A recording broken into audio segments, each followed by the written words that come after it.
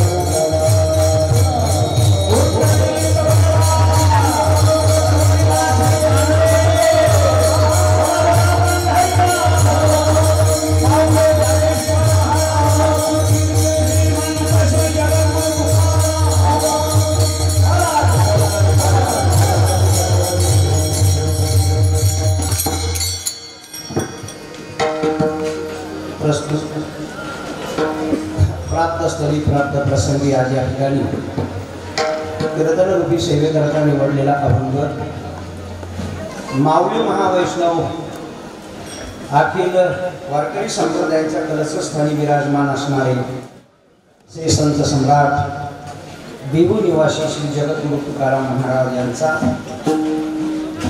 4 चरणाचा असणारा अभंग आहे। नामकर प्रकरणातील अभंग असून या अभंगामध्ये जगद्गुरु तुकाराया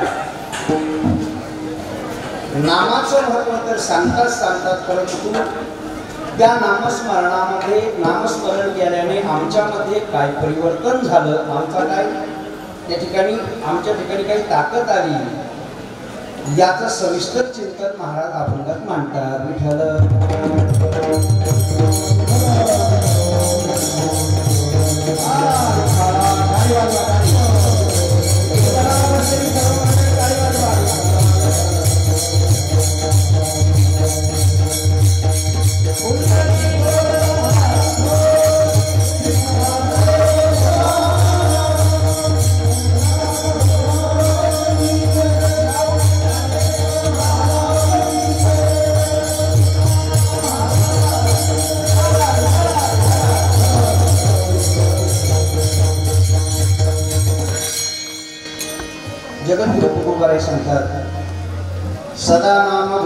करू हरी कथा.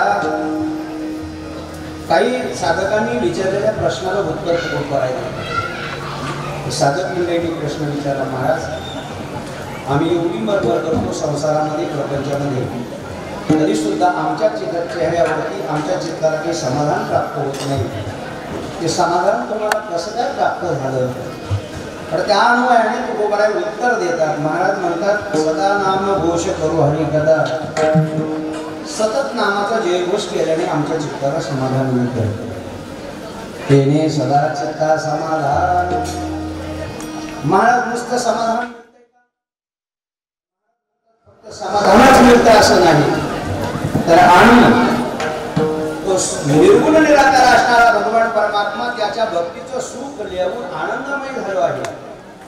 सर्व सुख लिहातो, सर्व अलंकार आणि त्याचा परिपाक आनंद निर्भय बुलत सुख.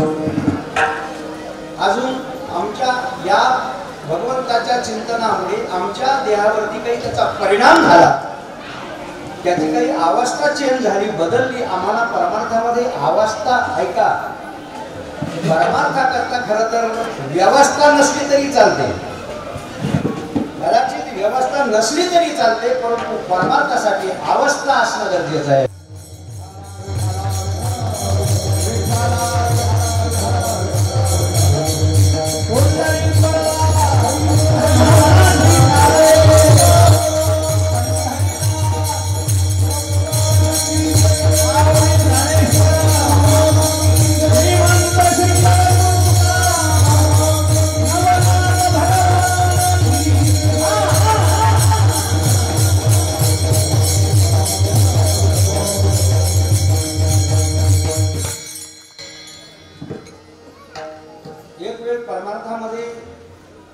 परिस्थिती नसली तरी चालते, पण त्याच्यासाठी मनस्थिती लागते बरं.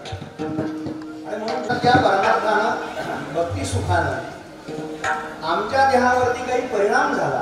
तो परिणाम असा झाला की आम्हाला आता देहावर आम्ही कुठे आहोत, काय करतो आहोत, आता आम्ही विदेह अवस्था आमची प्राप्त झाली आहे. आसोवायसा कोठे आठवची नाही, देहाची विधीही भोगदशा. 3 मुद्दे झाले. आणि चौथा मुद्दा तुकोबारायांनी सांगितला की आमच्या ठिकाणी एवढं सामर्थ्य प्राप्त झालं की आता आम्हाला पापही स्पर्श करू शकत नाही आणि पुण्याचा सुद्धा आम्हाला स्पर्श होऊ शकत नाही. पाप पुण्याच्या पलीकडे आम्ही गेलो. आता ते पाप जर कधी आमच्याकडे ओढून बघेल तर ते भस्मसात होईल, ते जळून जाईल. त्या पापाची राख करण्याची ताकद आमच्यामध्ये आली. ही गोष्ट महाराज सांगतात. तुका म्हणे आम्ही, आणि शब्द बघा, तुकोबाराय एकेरी कधी बोलत नाही. बरं, तुकोबाराय बोलताना एकेरी बोलले नाही कधी. हे बघा, चांगलं काम असेल तेव्हा महाराज आम्ही म्हणतात, आणि चुकलेलं असेल तेव्हा मी म्हणतात.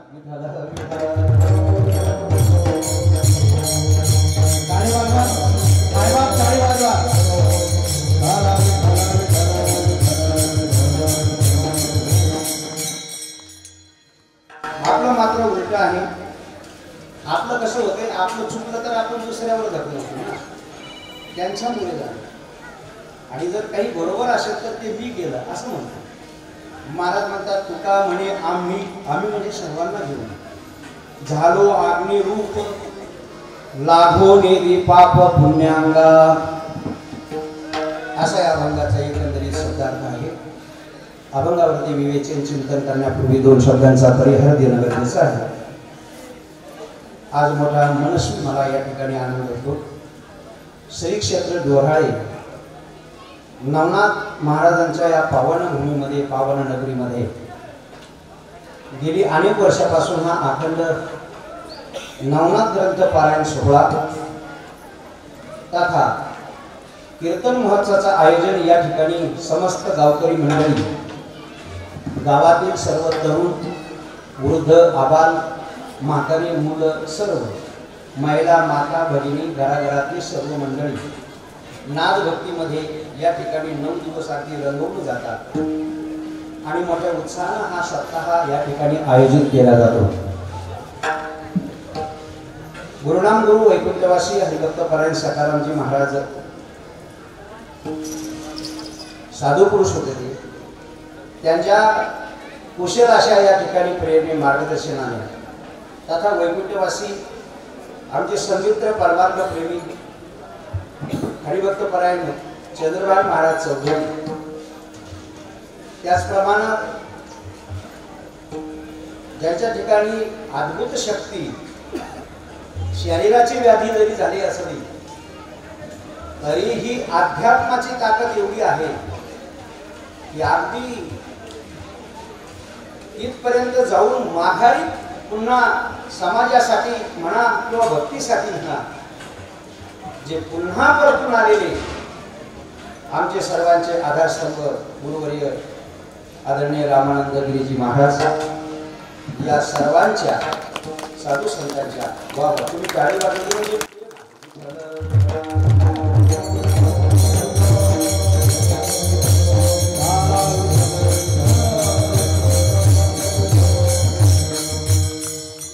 साधू संतांच्या गोड प्रेरणेने गोड आधिपत्याखाली हा अखंड हरिनाम सप्ताह सुरू आहे आणि मनस्वी आनंद होते. आम्ही महाराष्ट्रभर कीर्तन चालूच आहे, यात काही शंका नाही. पण जिथे जिथे रोपटं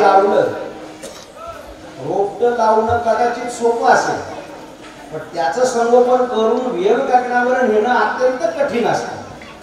तर प्रथमतः हे रोपटं लावलं आणि आज पुन्हा हे रोपटं बघण्याकरता तुम्ही आम्हाला आमंत्रित केलं. कोटी कोटी तुम्हाला धन्यवाद.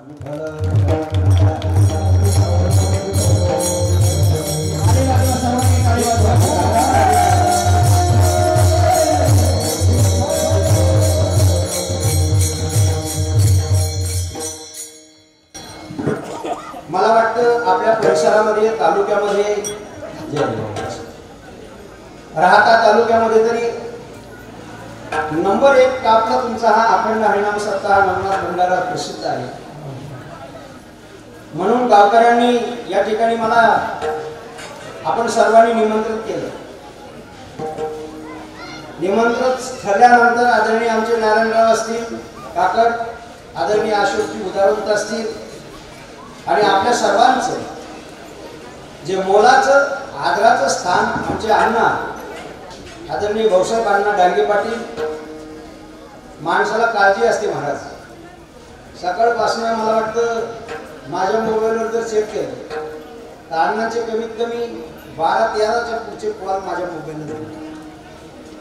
म्हणजे आणि आता अशा तुरळक घटना आहेत की एकाने सांगावं सर्वांनी ऐकावं, असे गाव बोटावर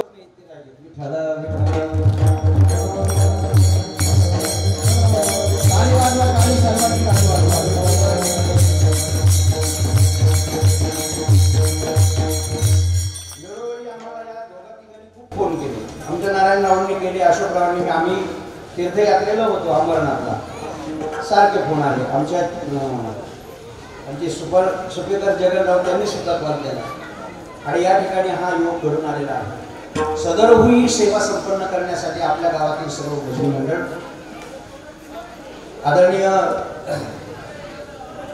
गायनाच्या मध्ये ज्यांचा उच्चांक आहे असे आमचे हरिभक्तपरायण रामकृष्णजी महाराज चौधरी, त्यांच्या साथीला आमचे आंबोरे महाराज, तदनंतर माझ्यासोबत या ठिकाणी गायनाची साथ करणारे गणेशजी महाराज गीते, त्यानंतर आमचे सर्व विद्यार्थीगण विनेकरी महाराज, तुळशीवाल्या माता भगिनी, आमचे चौकदार, उत्कृष्ट मृदंगाची आमची जीवापाड प्रेम असणारे. आता काय करावं, आमची त्यांची जरा ताकदपूर झालेली असते, परंतु एकही घास आमचा वेगळा नसणारे, वयानं माझ्यापेक्षा अत्यंत कमी, परंतु त्यांना असं वाटायचं हे माझ्यापेक्षा वयानं कमी, अशा पद्धतीने आम्ही जीवन जगत आहोत. असे हरिभक्तपरायण आमचे संतोषजी महाराज दीक्षित, त्यांची आपल्या गावाला चांगली साथ आहे. त्यांनी घडवलेले सर्व विद्यार्थी ते घेऊन आले, दरवर्षी येतात. दुसरी उत्कृष्ट मृदंगाची साथ करणारे हरिभक्तपरायण भोसलेजी महाराज, आपल्यालाही प्रणाम आहे. हार्मोनियमची साथ करणारे आमचे हरिभक्तपरायण येंगडे नाना, आणि आपण सर्व टाळकरी. आता मी सर्वांच्या चरणी प्रणाम करतो. माझ्यासमोर उपस्थित असणारे डोहाळ्यातील सर्व ज्येष्ठ श्रेष्ठ ग्रामस्थ माता भगिनी असंख्य आहे. स्वयंपाकाची जेवणाची व्यवस्था मेजवानी करणारे असंख्य तरुण मंडळी आहे. खरं तर मी असं म्हणेन, परमार्थामध्ये तरुणांची संख्या इतर ठिकाणी कमकुवत जाणवते आणि आपल्या गावामध्ये मला एक भूषण आहे की सर्व तरुण मंडळी यामध्ये सक्रिय भाग घेतात. आणि जरी एका वाड्याची पद्धत असेल, मला वाटतं आज मधला वाडा डांगे पाटलांचा वाडा आहे आणि त्यांची जरी पंगत असेल तर संपूर्ण गावातील तरुण मंडळी या कामासाठी सज्ज आहे. प्रथमतः त्या तरुणांकरता एकदा टाळी वाजवा. वा वा धन्यवाद. कारण एक गोष्ट अशी आहे, तरुण भाग्यवंत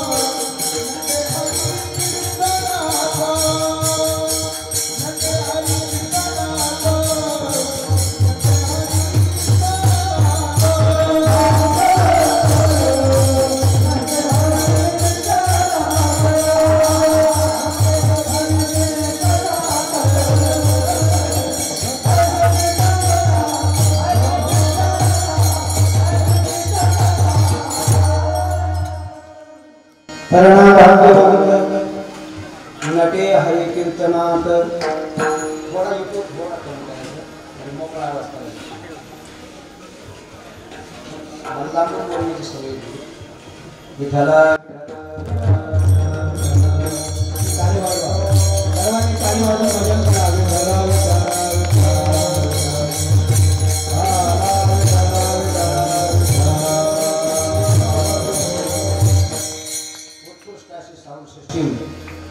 माझ्या माता भगिनी, आपण सर्वजण या कार्यामध्ये सहभागी आहात.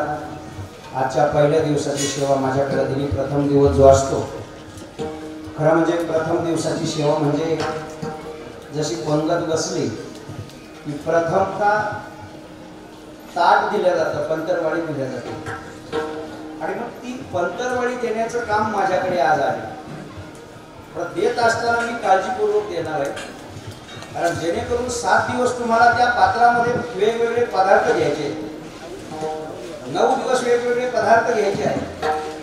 पण 9 दिवस घेणारे पदार्थ तुमच्याकडून यदा कदाचित त्या पानाला कुठेही छिद्र नसावं, जेणेकरून तुमच्याकडून ते खाली व्हायला जाईल,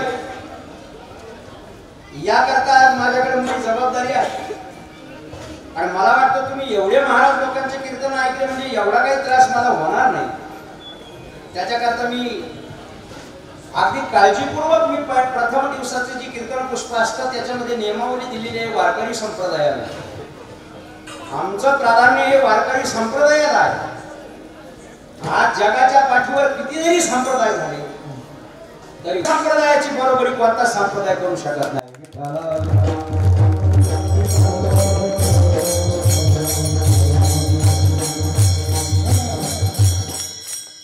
आमच्या वारकरी संप्रदायाला लौकिकाची गोष्ट आमच्याकडे नाही आहे. आमच्याकडे आचरणाला किंमत दिली जाते. ऐका, साधू संतांचे चरण का म्हटलं? ज्याचं आचरण त्याचे काय होतात? हा, ज्याचे बापू बरोबर ना, आचरण बरोबर चरण. ज्याचं आचरण चांगलं आहे त्याचे चरण असतात आणि बाकीचे काय असतात ते तुम्ही म्हणा.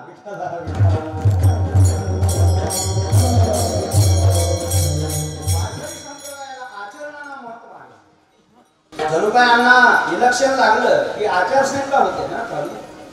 आचारसंहिता जरी चालू झाली तर ती पाळल्याच जाते असं काही नाही, ती कदाचित मोडलेही जाईल. पण आमच्या वारकरी संप्रदायाला आचारसंहिता अत्यंत महत्वाची आहे. गळ्यामध्ये माळ, कपाळाला गंध, त्याचं आचरण शुद्धच असावं लागतं.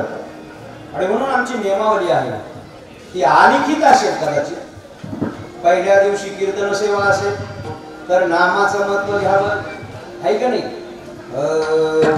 आरंभी आवडी आदरी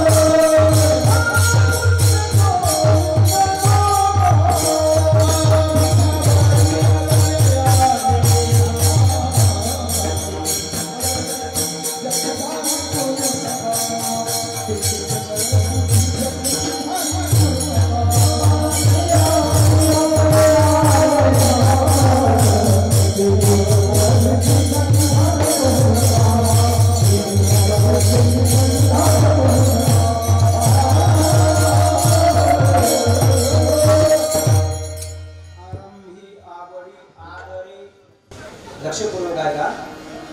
प्रथमतः झोपेतून उठला की पहिलं रामकृष्ण हरी बरं का. उठल्याबरोबर रामकृष्ण हरी, रामकृष्ण हरी नामाने सर्व सुरुवात करावी. पण दुर्दैव असं आहे काही काही माणसं उठल्याच शिव्या देतात. बघा त्यांच्या तोंडामध्ये कसे येतात, बरं त्याचे पुढे क्लास नाही ना, शिव्यांचे क्लास आहेत जमतो, आपोआप पाठांतर होतात. बघा उठल्याबरोबर पहिल्या आरंभाला रामकृष्ण हरी म्हणाला. करा दिवसती लक्ष्मी प्रार्थना झाली. कर्मते सरस्वते कर तुझे तू गोविंदम प्रभाते कर दर्शनम. आणि मग जमिनीवरती पाऊल टाकावं. पण असं तुझं काही उठल्या तंबाखू चोरतात सगळं. बरं चोरतात तर चोरतात, काही माणसं तर अगदी पुढेच बसतात. कीर्तनामध्ये पण पुढे बसतात आणि तंबाखूवरून खातात तर खातात आणि तिला वचन देऊन खातात, तुला सोडणार नाही हो. असला काही प्रकार नाही. सुरुवातीला उठल्याबरोबर देवाचं नाव घ्यावं. अखंड दिवसभर काम करता करता सुद्धा कामामध्ये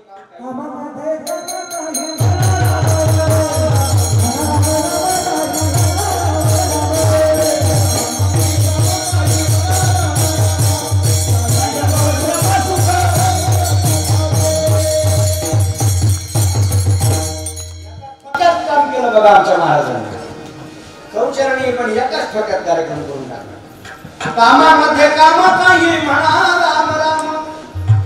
हे चौचरणी जाईल भवश्रम सुख, हो जाईल भवश्रम सुख होईल दुःखाचे. उठल्याबरोबर आरंभाला नामस्मरण करावं. तत्वज्ञानाने प्रथम दिवसाची कीर्तन सेवा असेल तर नामोपर प्रकरण घ्यावं. नामावरती महाराजांनी बोललं पाहिजे. आता तर तो विषय अत्यंत गौर झालेला आहे.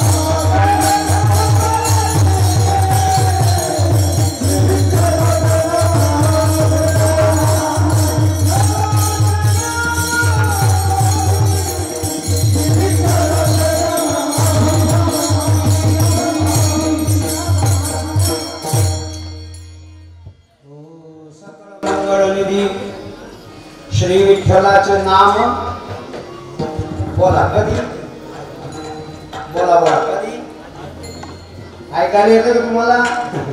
विठ्ठलाचे नाम कधी? आधी. आपण कधी घेतो? आपलं लय अवघड आहे खरं म्हणजे हे सगळं आधी केलं पाहिजे. राम राम स्मरा लाहू कर गाठ घाला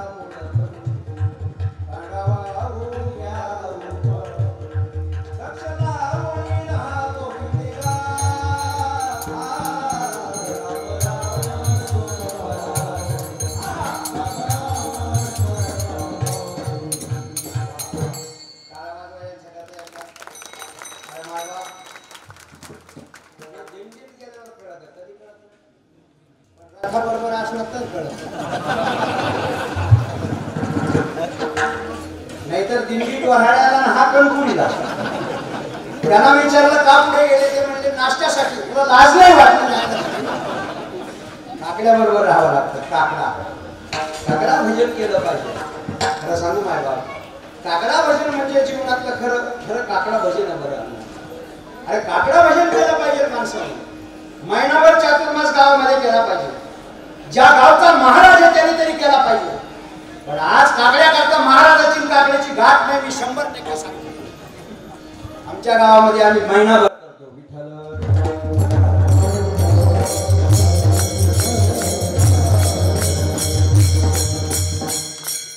काकडा भजन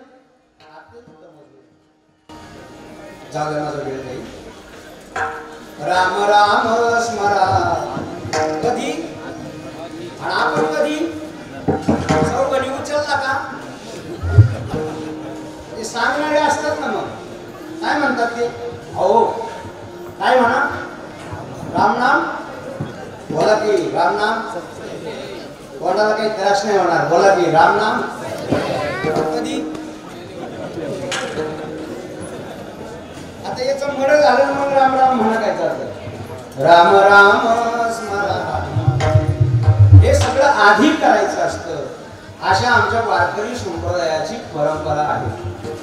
आणि म्हणून माय बाबा हो, मी पहिल्याच दिवसाच्या सेवेकरता श्रीमंत श्री जगद्गुरु तुकाराम महाराज यांचा गोड असा अभंग सेवेकरता निवडलेला आहे. ऐका. श्रीमान जगद्गुरु तुकाराम महाराजांची गाथा अत्यंत बारकावेने वाचली पाहिजे. अत्यंत बारकावेने वाचली पाहिजे माय बाप. आज तुकाराम महाराजांना 375 वर्ष पूर्ण होतात. हे अमृत महोत्सव वर्ष आहे. गाथा पारायण करा. आम्ही देऊला केलं नियोजन. ज्यांना शक्य असेल त्यांना या आमच्या पत्रिका येतील. गाथा म्हणजे जो वाचील गाथा त्याचा सुपर होईल माथा. आमचा माथा गंजलेला आहे आणि हा गंज काढण्याकरता गाथा वाचायला पाहिजे. किमान जो महाराज आहे, जो माळकरी आहे, त्याला 5 अभंग तरी रोज दिवसातून एकदा वाचले पाहिजे.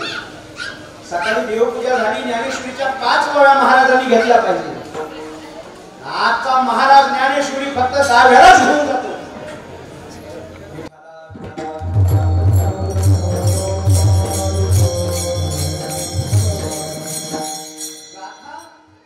आणि गाथ्यातील अभंग फार मार्मिक सर्व गोष्टी आहेत. ऐका. आजच्या अभंगामध्ये महाराजांनी समाजाने विचारलेल्या प्रश्नाला उत्तर देतात. काय उत्तर देतात? गोड ऐका. महाराजाला समाजाने प्रश्न विचारला, महाराज तुमच्या प्रपंचात बरीच मोठी हानी झाली. तुमची एक भाऊ निघून गेले. मुलगा पाणी करत्या दुर्गा नावाच्या दुष्काळात मरण पावला. तुमची आई सुद्धा त्याच काळात गेली. अहो महाराज तुमची एक बायको अन्ना करता मेली. एवढं सगळं संकट तुमच्यावर ओढवलं. एकेकाळची वाणी तुका म्हणणारे जमात आज माझ्या तुकोबरायांना निंदा करतोय. तुकोबरायांचा छेड करतोय. आणि तुकोबरायांना सांगतोय की महाराज तुम्ही गावात सुद्धा राहायचं नाही एवढी वेळ.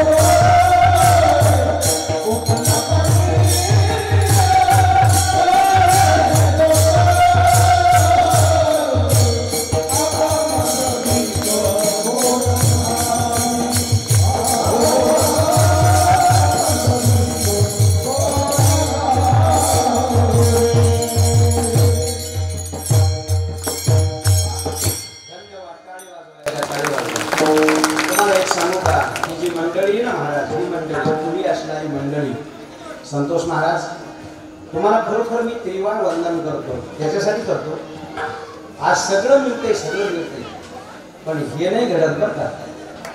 हो, हे नाही घडत नाही का. याच्यासाठी तुमचं काहीतरी पूर्वपुण्याचा संचय आहे आणि म्हणून तुमच्या हाताने ही युवा पिढी घडते आहे. कारण आज युवा पिढीमध्ये मोठा प्रश्न आहे. परकीय असणारे आणि लोभांतर पाहून सर्व समाज बरबाद होतोय. असो, पोपले पाटील गावाची हे रोप, आता मज भीक कोण घाली घाली, आता मज भीक कोण घाली. आणि एवढं असतानाही महाराज, तुमच्या चेहऱ्यावर आम्हाला समाधान दिसतंय, समाधान दिसतंय. तुम्ही आम्हाला सुखी वाटता. एवढ्या घटना होऊन सुद्धा तुमचं काही बिघडलेलं दिसत नाही. खरं सांगा, माझ्याकडे बसलेली मंडळी, आपण सर्व संसारी माणसं आहे. माझ्यासहित मी काय संन्यासी नाही, आपण सर्व ग्रस्ती आहोत.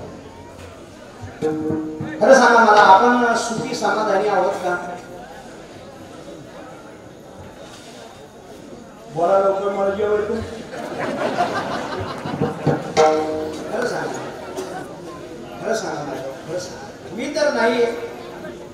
ज्या संसारात मी लढतोय तिथे मला काही समाधान लागलं नाही, सुख भेटलं नाही. शेवटी रामकृष्ण हरी मंत्राशिवाय मला काही समाधान लाभलेलं दिसत नाही. दिसत नाही म्हणजे नाहीच. ते फक्त आणि फक्त टाइमपास. टाइमपास माहिती आहे तुम्हाला? मुंबईला गेलो, हा टाइमपास आहे. यातनं काही समाधान मिळत नाही. आणि नसेल तर तुम्हाला एक दोन उदाहरण सांगून मी पटकन अभंगाकडे येतो. ऐका ना, ज्याला मुलं बाळ आहेत तो सुखी आहे असा आपला समज आहे, आणि ज्याला लग्न करून मुलं बाळ झाले नाही तो दुःखी असा आपला एक गोड गैरसमज आहे. ज्यांना मुलं बाळ नाही ते दुःखी असं आपल्याला वाटतं, पण ज्यांना 4-5 आहेत त्यांचं वय 70 झाल्यावर त्यांना जाऊन भेटलं पाहिजे. आणि म्हणून मी मुद्दाम होऊन म्हाताऱ्यांची गाठ आधी घेत असतो. माझ्या जीवनामध्ये हा एक मोठा उपक्रम आहे. डोरण्याच्या मंडळीला सांगायला नको, माझे तरुणांशी संबंध चांगले आहेत, माझे डॉक्टर वकील इंजिनियर संबंध चांगले आहेत. मी फक्त पुढाऱ्याशी संबंध ठेवत नाही, फक्त बाकी संबंध असतात त्यांचे, पण ते कामापुरते. पण या मंडळीशी जाऊन पाहिलं पाहिजे याच्यात काय कमी अधिक आहे. त्या म्हाताऱ्या 70 वर्षाच्या म्हाताऱ्याला जाऊन विचारा, ज्याला मुलं नाही ते तर दुःखीच आहे. ज्याला मुलं नाही ते दुःखीचे पुत्र हिरण्यस्य राजम सर्व दुःखाई कल्पते. बरोबर आहे. पण माय बापा ज्याला 5-6 मुलं आहेत, भरपूर प्रॉपर्टी कमवलेली आहे, 100 एकर जमीन खायला कमी करायचं, त्याला केलंच तेवढं ना याला देऊ. आणि त्याला जाऊन म्हातारपणी जर विचारलं तर तो म्हणतो, महाराज काय सांगायचं, हाडाचे काढा केले, रक्ताचं पाणी केलं, रात्रीचा दिवस केला, खूप कष्ट केले महाराज. इंजिनियर केले, डॉक्टर केले, वकील केले, बायका करून दिला, पडून गेले, मी एकटाच राहिलो. आता इतके माझे हार, मला दाढी करायला सुद्धा कुणी नाही ना, डॉक्टर नाही, वकील कुणी द्याय ना. मग खरं सांगा, आता ज्याला नाही तो दुःखी, आणि ज्याला आहे तो काय काय गंमत आहे. तर याचं एकच उत्तर आहे महाराज, जो देखे सो दुखिया बाबा, सुखिया कोई नहीं रे. हे सगळं पाहून घ्या. राजा दुखिया, राजा दुखिया, राजा दुखिया,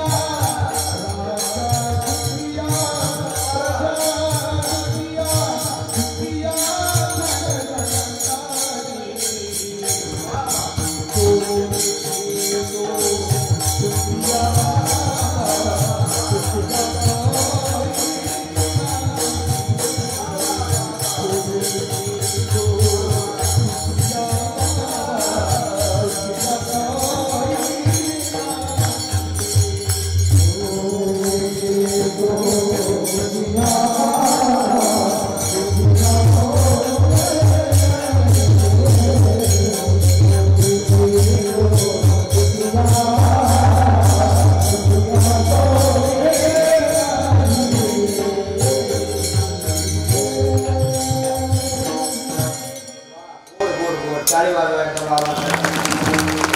काय सांगू तुम्हाला माय बापा हो, इतका आनंद देऊन जाते ही गोष्ट.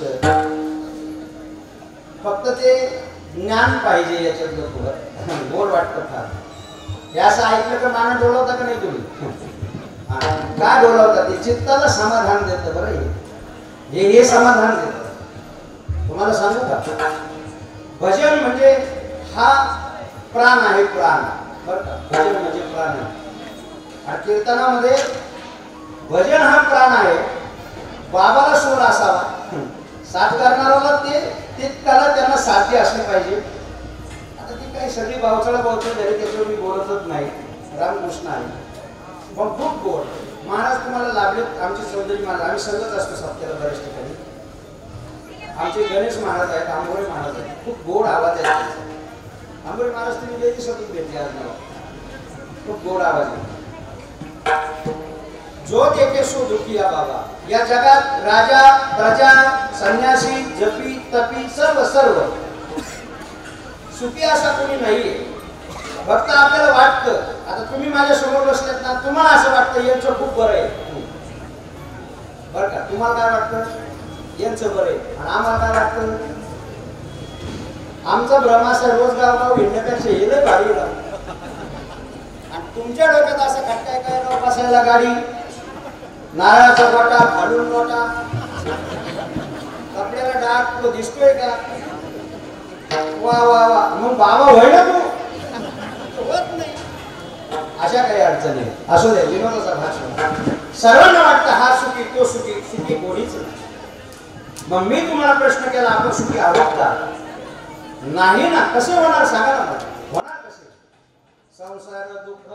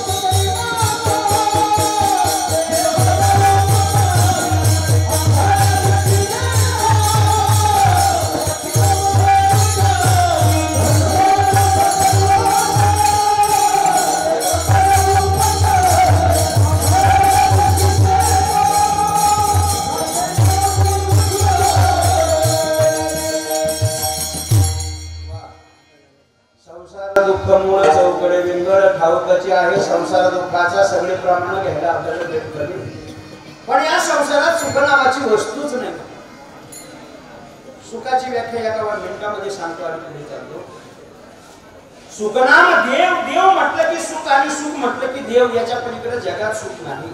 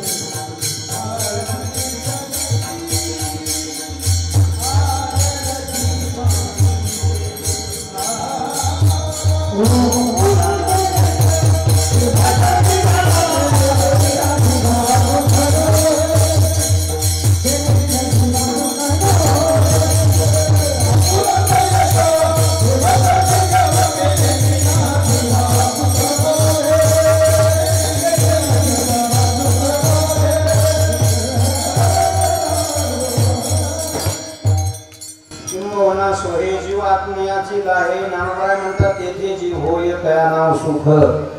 म्हणजे जीवाची आणि देवाची भेट होणं याचं नाव सुख आहे.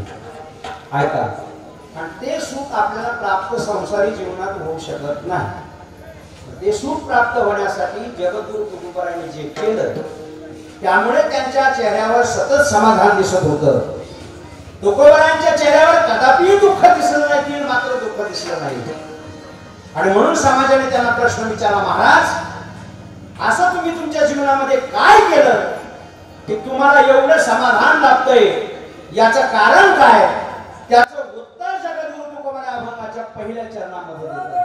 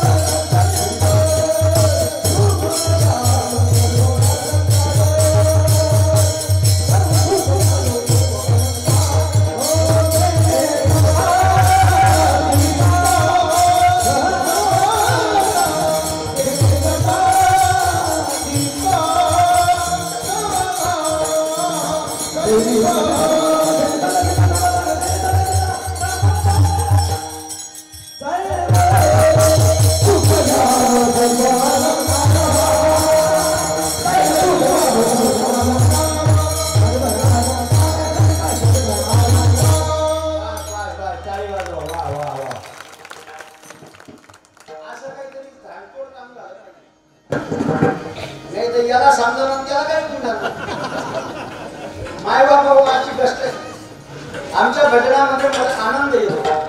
कधी कधी आम्हाला अशी गाठ पडती बघा, मी म्हणलो मोकारा फुलला तो मला मोकार फुलला म्हणलं बरं झालं. अशी गोष्ट आहे भजन ही अशी गोष्ट आहे, तुम्हाला सांगतो एक चित्ताला मोठं वेगळं समाधान प्राप्त गोड गोड गोड. ही मंडळी आता बनली पाहिजे याच्याकरता आता सर्व महाराजांनी केला पाहिजे. सर्व महाराजांनी आता हा निर्णय घेतला पाहिजे की आता ही मंडळी अशी तयार होणं गरजेचं, समाजाला त्याची गरज आहे आणि त्याच्यासाठी अहोरात्र प्रयत्न केले पाहिजे. असो, तुकाराम महाराजांना विचारलेल्या प्रश्नाचं उत्तर तुकोबाराय देतात. तुमच्या चित्तावर एवढं समाधान आलं कुठून महाराज, काय केलं त्याच्यासाठी? असा प्रश्न आहे समाजाचा आणि असणं गरजेचं आहे. पण ते दिसलं पाहिजे तेव्हा विचारता येतं ना. आज आमचं समाधान नाही, आम्हीच पाकिट फेकू राहिलो तेव्हा तुम्ही काही विचारू शकत नाही आम्हाला. समाधान, त्याच्या चेहऱ्यावर आनंद, वातावरण आनंदाचे गण आहे. आणि मग महाराजांना विचारल्यानंतर महाराजांनी त्याचं उत्तर दिलं की बाबा हो, माझ्या चेहऱ्यावर जे समाधान दिसतंय नीट ऐका, माझ्या चेहऱ्यावर जे समाधान दिसतंय ते एकाच कारणाला दिसतंय. याचं कारण असं आहे, शब्द नीट ऐका, सदा नाम घोष. पहिला शब्द आहे सदा. काय शब्द आहे? नामस्मरण कसं केलं पाहिजे? हा, आमचा असतं कदा. श्रावण महिना लागला का सगळेच हवं. आज काय अंश आहे का? अंश आहे का?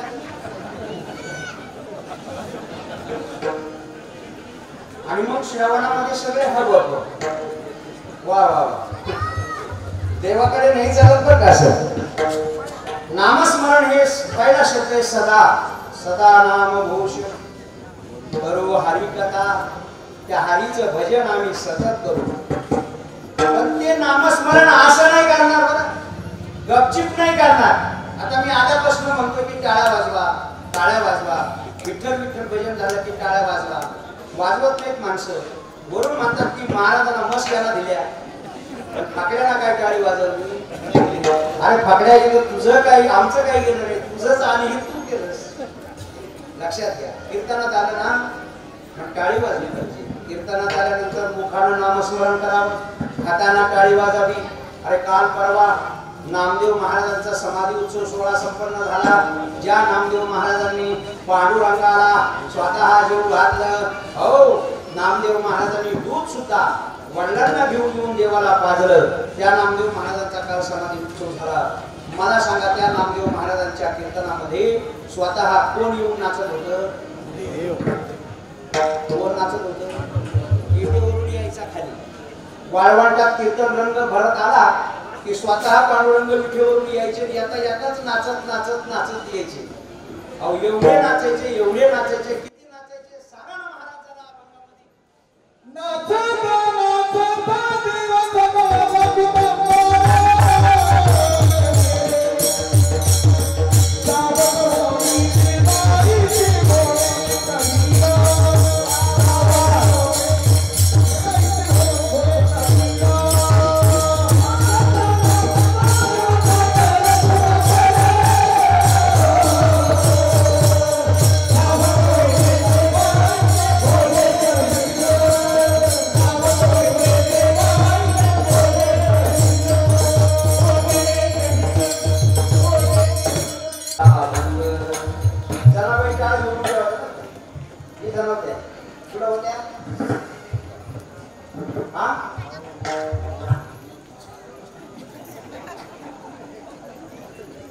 उभ्या होत्या आणि मागे उभ्या होत्या.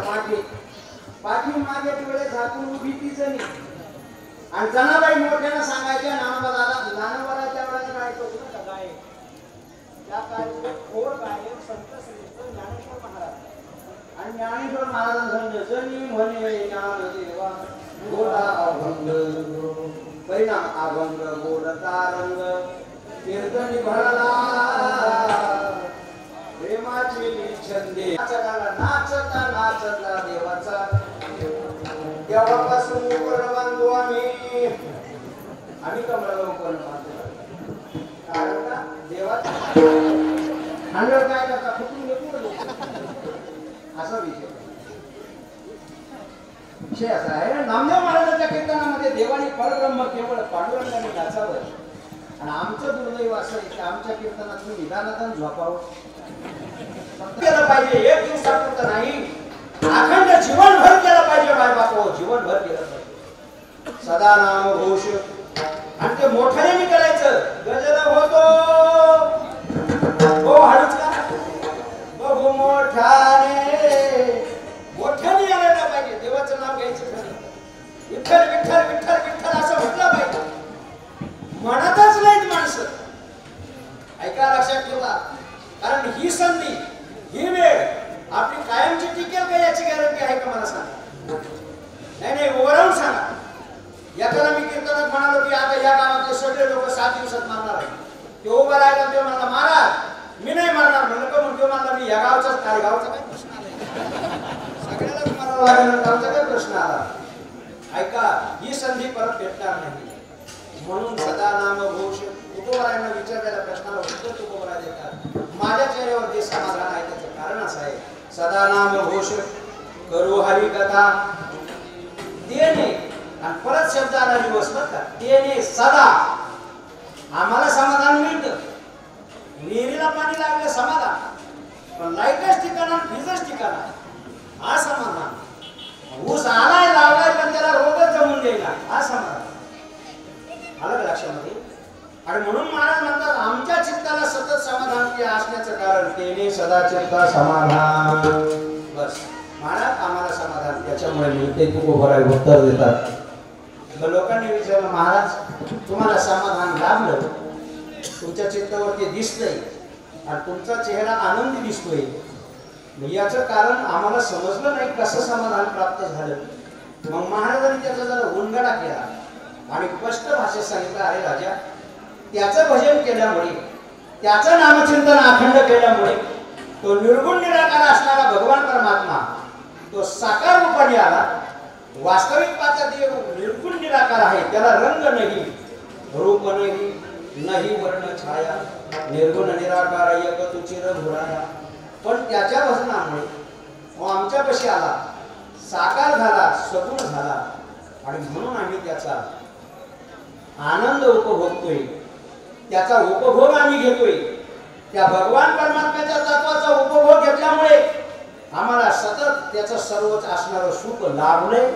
ही गोष्ट अभंगाच्या दुसऱ्या चरणात महाराज सर्व सुख सर्व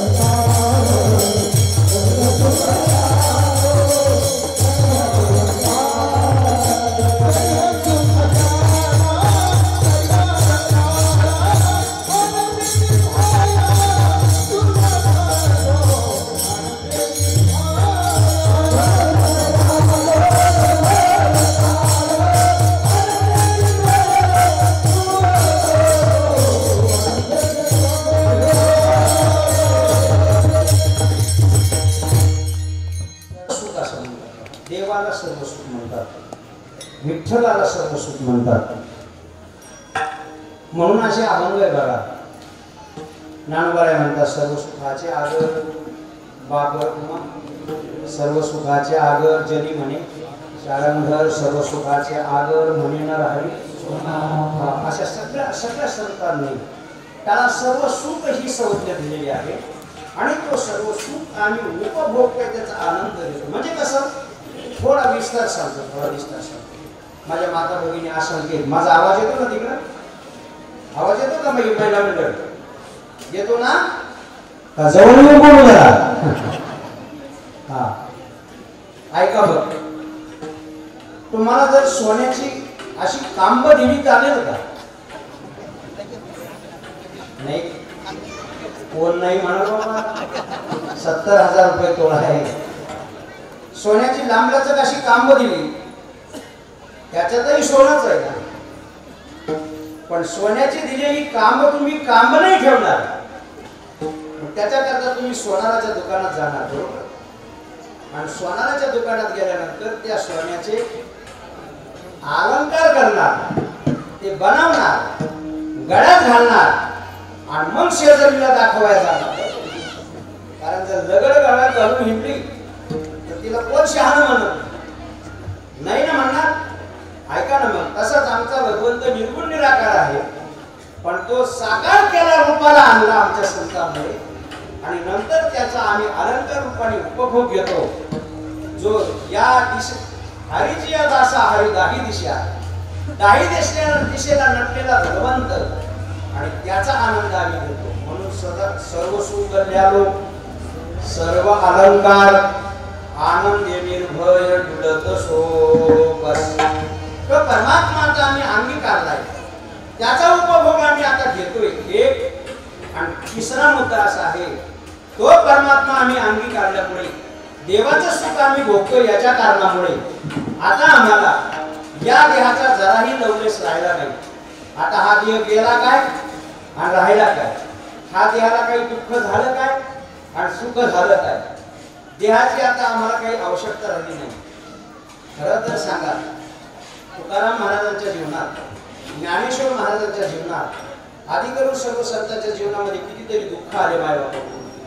मला एक गोष्ट तुम्हाला विचारायची, माय बाबा खरं सांगा, ज्ञानोबरायांना किती त्रास झाला, किती त्रास झाला हे सांगा. अरे मागून आणलेलं झोळीतलं पीठ, नीट ऐका, मागून आणलेलं भिक्षक झोळीचं पीठ, झोळीमधलं पीठ या समाजानं, या कर्म मार्तंडांनी, धर्म मार्तंडांनी झोळीतलं पीठ मातीत कालवलं सज्जन. काल मी सांगितलं, कालच्याच कीर्तनात सांगितलं की छोटीशी माझी मुलगा मांडे खावशी वाटले आणि म्हणून आळंदीमध्ये काकाकडे खापर मागण्याकरता गेले. मुक्ताला खापर दिलं, पण ते दिलेलं खापर त्या येशोबानं मुक्ताच्या हातातून घेऊन फोडून टाकलं आणि संन्यासाच्या मुलाला खापर दिलंस म्हणून ज्यानं दिलं त्याला सुद्धा जाच केला. आणि माझी छोटी मुक्ता रडत रडत रडत रडत रडत आणि महाराज असणाऱ्या कुटीवरती आलेली आहे. ज्ञानोबरायांनी पाहिलं, मुक्ता काय झालं? मुक्ता दादा म्हणले तुला मांडे खायचे, परंतु खापर दिलं नाही, दिलेलं खापर फोडून टाकलं. मुक्ते, तुला मांडे भाजायला खापरच लागतं का? मग ज्ञानोबरायांनी काय केलं ऐका, असे झोपले, मांडे तयार केले, असे झोपले आणि आपल्या शरीरात असणारा जो अग्नी आहे तो प्रज्वलित केला. नीट काय केलं आणि लाल गुंद पाट तापली. मुक्ते, आता काय मांडे भाजायचे तेवढे भाजून घे. माय बाबा हो, ज्ञानोबरायांनी लाल गुंद पाट केली, अग्नी प्रज्वलित करून स्वतःचा आणि पाठीवरती मांडे भाजायला लावले. पण या समाजाला त्यांना खापर दिलं नाही. किती मोठं दुःख असेल. आज मला एक दुर्दैव वाटतं, तीच मंडळी दुग्ध अभिषेक घालण्याकरता तीच मंडळी पुढे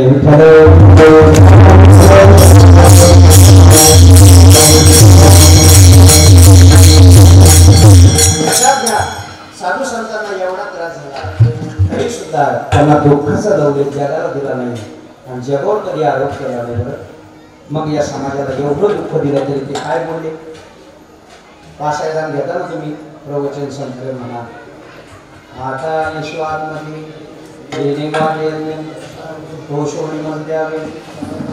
जे घरांची वेरकटी सांडो, ते असं म्हणले जे ब्राह्मणांची वेरकटी सांडो, अजिबात जे घरांची वेरकटी सांडो, त्या सत्तर मरती वाढो होता परस्परे जळो भक्त जीवांची.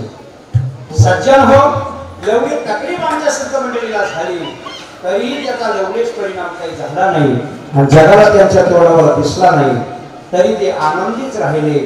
आनंद कोंदला मागे पुढे, म्हणून तुकोबाराय म्हणतात सर्व सुख आलो सर्व अलंकार आनंदी निर्भय उडत असो. आणि त्याचा परिणाम देवाचं रूप आमच्या शरीरामध्ये झाल्या, संचार झाल्यामुळे आम्हाला आता देहाचं काही वाटत नाही. तुम्ही काही केलं काय, हा देह गेला काय, हा देह राहिला काय, एवढंच नाही.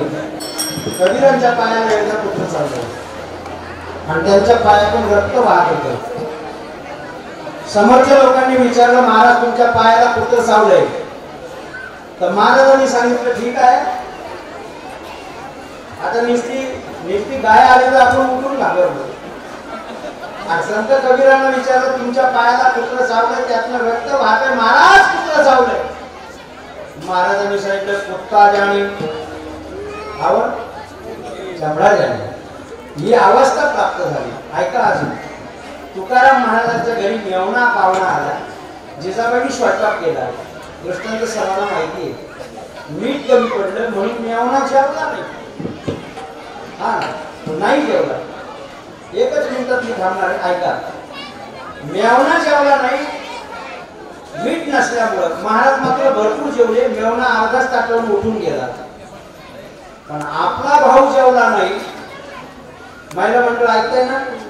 कारण तुमचं असं आहे, माहेरचं पुत्र आलं तरी काय होतं तुम्हाला? कळतंय माझं बोलणं? माहेरचं पुत्र आलं काय होतं तुम्हाला?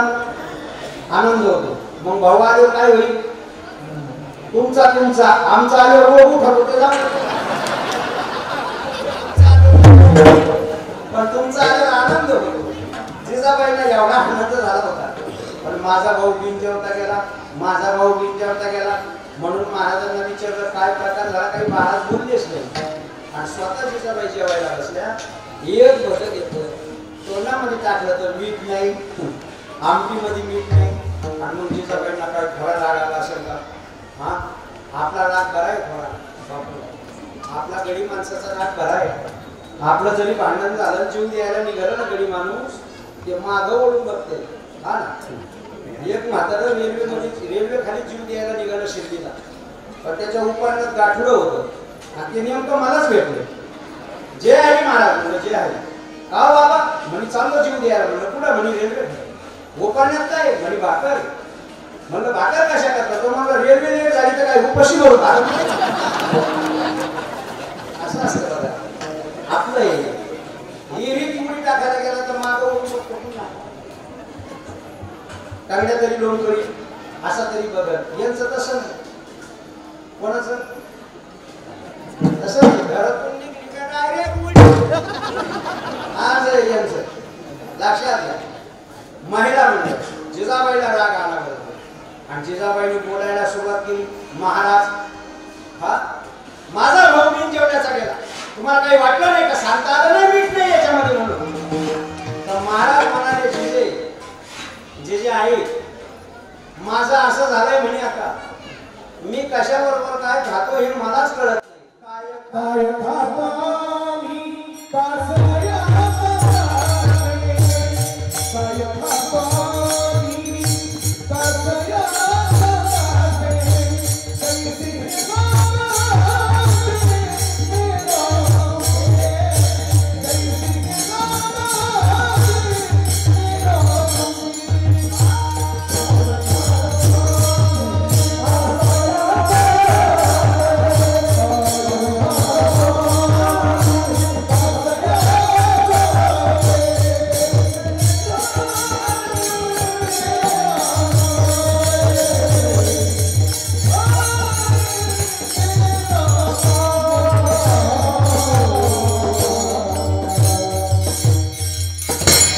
काय खातो मी कासया सांगाती कैसे हे लागती नेनो मुखी.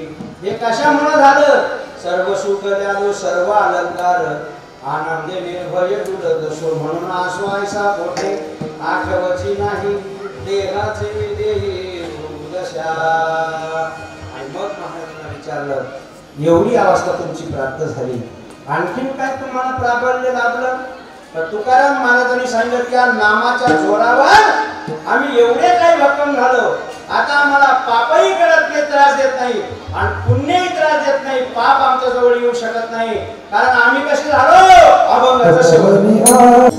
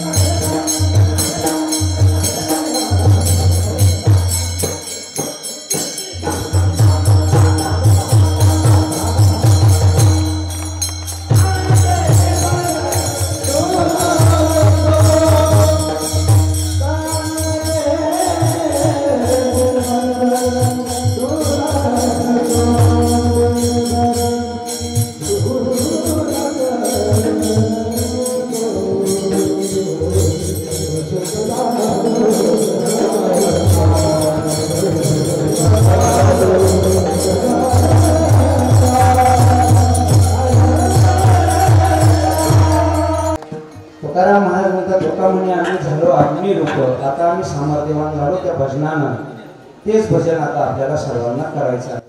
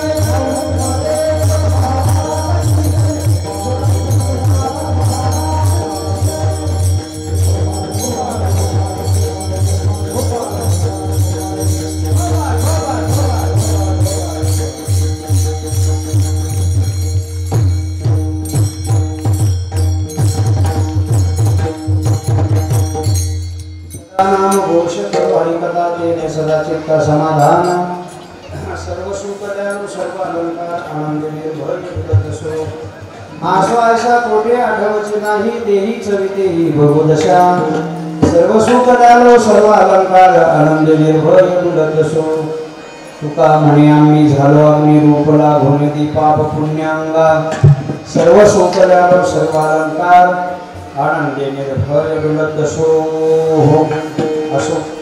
यथामध्ये यथावकाश अभंगावर बोलण्याचा काहीसा प्रयत्न केला। या कार्यक्रमासाठी बघून मला खूप आनंद होतो की एवढा अथांग समाज आणि प्रथम दिवशीच आपण सर्वजण यामध्ये सक्रिय सहभाग घेऊन हे कीर्तन आपण श्रवण केले आहे। या कीर्तनाला सुरंगीत करण्यासाठी आमची सर्व महाराज मंडळी संत मंडळी आपण पाचारण केली आहे। दिग्गज गुणीजन आमचे सर्व मृदंगाचार्य विनेकरी महाराज गायनाचार्य मंडळी उभे असलेले माझे सर्व बालगोपाळ टाळकरी मंडळी माझ्या माता भगिनी विनेकरी महाराज तुळशीवती माता ज्यांचा आज विशेषत्व अन्नदान आहे। खरं म्हणजे हा अन्नदानाचा प्रघात मला आठवतोय तेवढं सांगतो की पहिल्यांदा डोराळ्यामध्ये कीर्तन झाल्यानंतर जेवण करावं मला वाटतं ही आवी सूचना आमच्या मुखारविंदातून पहिल्यांदा आपण सुरू केलेली आहे। पण त्यावेळेला थोडा आज त्याचा अथांग स्वरूप त्याला आले म्हणजे एवढं अन्नदान तुमच्याकडून घडतंय। अन्नदान कधी करावं यालाही महत्व आहे। हो देता संतांमुखी अन्नदान मोठी फळाचे उदाहरण बघा लक्षात घ्या। सत्यावधी फळांचं उदाहरण तुम्ही मंडळी करताय अन्नदान करून आणि अन्नदान हे सप्ताहात करावं बरं हा विधानसभा लोकसभा अन्नदान करू नये कारण ते काय दान करण्यासारखं पात्र नाही आणि म्हणून इथे दान करणं हे एकदम योग्य। कारण ऐका मी श्लोक सांगतो मी आधाराविना काही बसावं आधाराविना मी काहीच बोलणार नाही एवढं ऐका। दान करायचं असेल तर त्या ठिकाणी पात्रता पाहावी लागते बरं का।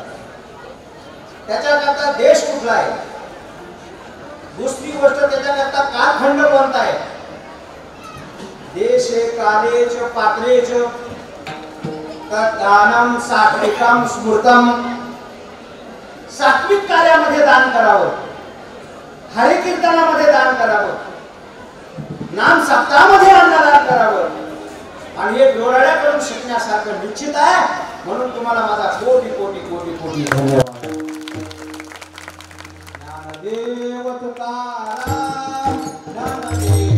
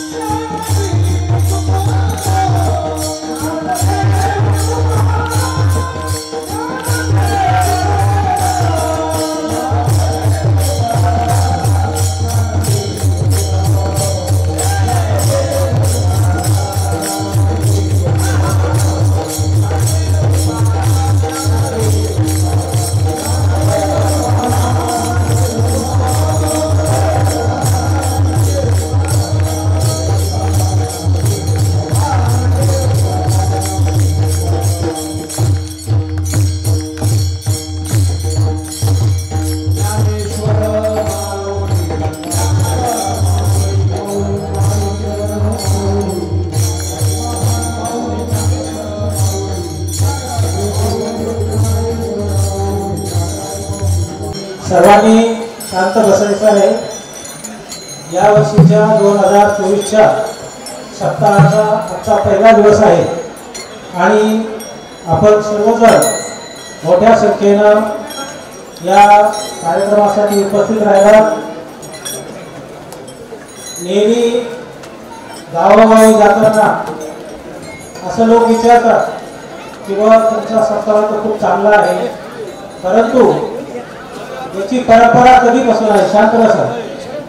कारण आपल्या पिढीला माहीत पाहिजे की नेमका हा सप्ताह सुरू कधी झाला.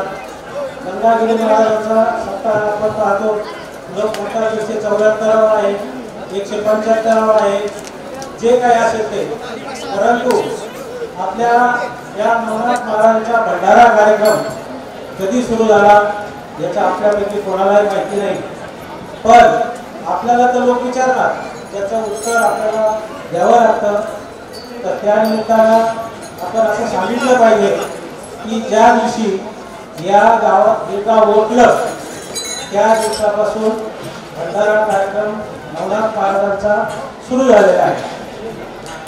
पूर्वी या संबंध भागामध्ये कोपरगाव असेल, हा सगळा नाशिकपर्यंतचा दंडकारण्याचा प्रदेश होता.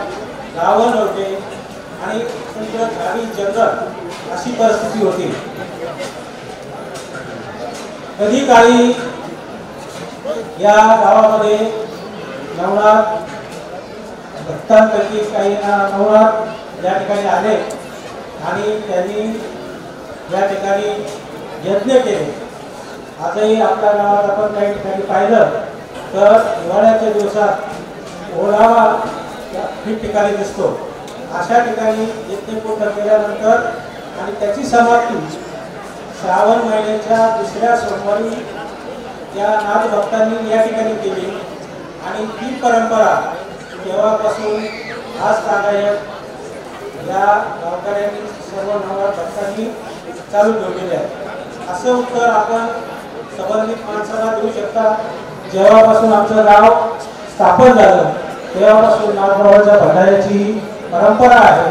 आमच्या पूर्वजांनी ती पुढं चालू आणली आणि ती आतापर्यंत चालू आहे. एवढ्या मोठ्या प्रमाणावर नसेल, परंतु दर वर्षाच्या श्रावण दुसऱ्या सोमवारला सगळं गाव या ठिकाणी एकत्र येऊन आपला उपवास सोडत होतं, नाथांची आराधना करत होतं. पुढं काही दिवसांनी हरिभक्त परायण आमचे चंद्रभानजी महाराज चौधरी, त्यानंतर उद्धवजी महाराज मंडित, रामानंद गिरीजी महाराज या सर्व ज्या विभूती आहेत त्यांनी ठरवलं की तुम्ही 1 दिवसाचा सत्कार करणार. त्याच्याऐवजी ज्ञानदान हा 9 दिवसाचा भंडारा कार्यक्रम सुरू केलेला आहे आणि त्यालाही आता जवळजवळ 20-25 वर्ष झालेले आहे. आणि तेव्हापासून दररोज या भंडाऱ्याच्या कार्यक्रमाची उत्तरोत्तर अशी व्याप्ती वाढत चालली आहे. परिसरामध्ये आपल्या गावाचं नाव झालं नाथबाबा आणि नवनाथ महाराजांच्या या पावनभूमीमध्ये नवनाथ महाराजांची जी ख्याती आहे ते या ठिकाणी महाराजांच्याकडे जे तुम्ही मागाल ते तुम्हाला निश्चित मिळतं, अशी आपल्या सर्वांची ख्याती भावना आहे. आणि असा हा सप्ताह अनेक वर्षापासून म्हणजे अगदी ज्ञानेश्वर महाराजांच्या काळापासून 700 वर्षापूर्वी ज्ञानेश्वर महाराज समाधी झाली तेव्हापासून त्याच काळात कदाचित असे कोणी आले असतील. या ठिकाणी आपल्या नवनाथ महाराजांच्या मंदिरावर जो शिलालेख आहे तो फारसी भाषेतला आहे. फारसी भाषा म्हणजे ज्या काळात शिवाजी महाराज त्यांच्या पूर्व काळात त्यांच्या 300 वर्षापूर्वी ही भाषा वापरली जायची. त्याच्यावरून हा सप्ताह 400-500 वर्षापूर्वीपासून अनादिकालापासून या ठिकाणी चालत आलेला आहे. या बाबतीत सरकार दरबारी सुद्धा प्रश्न विचारला जातो की तुमचं मंदिर हे किती वर्षापूर्वीचं आहे. कारण आपल्या रामवर्षापूर्वी या गावाला वर्ग दर्जा मिळावा म्हणून अर्ज केला. तेवढंच एक इतिहास आपल्याला विचारला गेला. तर हा इतिहास सर्व लोकांना माहीत पाहिजे आणि तो आपण लोकांना सांगितला पाहिजे. आताचं जग हे प्रसिद्धीचं जग आहे. प्रसिद्धी केली तर तिचा प्रचार होणार, तोही या ठिकाणी झाला पाहिजे. आपले या ठिकाणी जे ज्यांनी शूटिंग केली यांनी त्यांच्या याच्यामध्ये याविषयी जास्तीत जास्त प्रचार करावा अशी मी त्यांना विनंती करतो.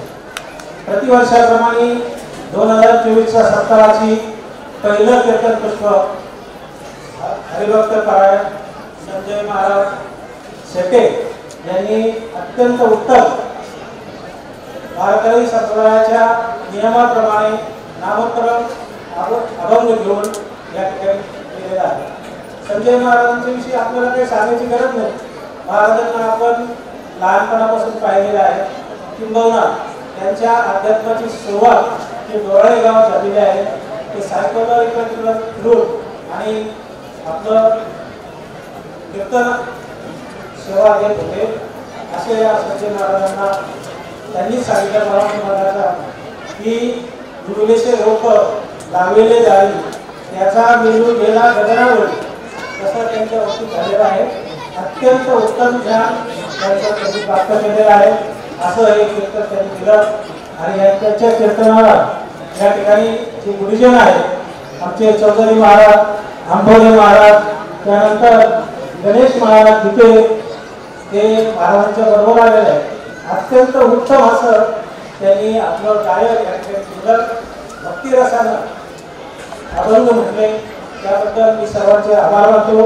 आमचे दीक्षित महाराज यांनी वारकरी संप्रदाय वाढावा, मुलांना शिक्षण मिळावं म्हणून राहता येते की मुलांची वारकरी शाळा काढलेली आहे.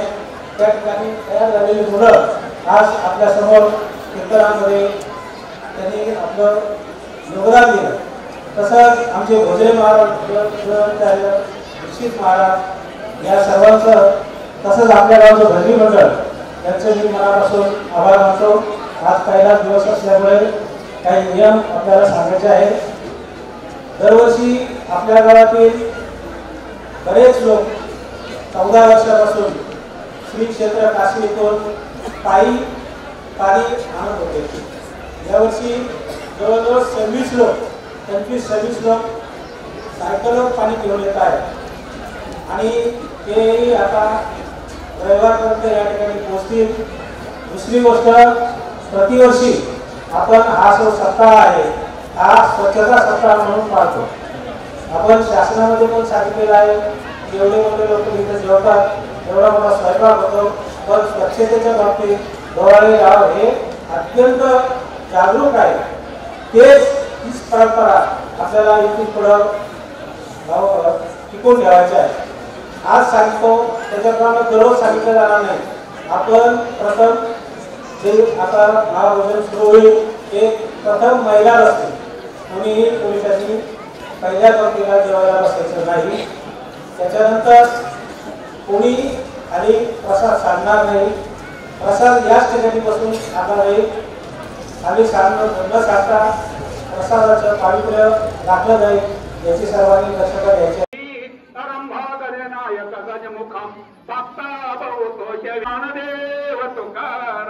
पंढरीनाथ भगवान की जय. नवनाथ महाराज की जय.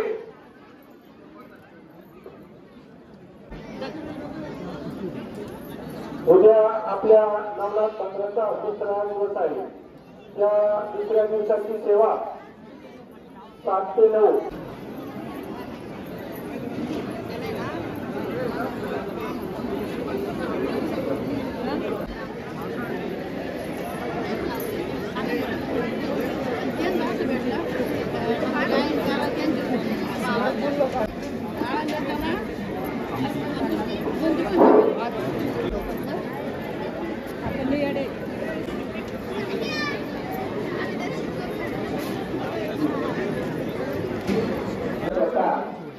या ठिकाणी जे काही शास्त्र ठेवलेलं आहे त्या ठिकाणी दिवसाकाळची आहे.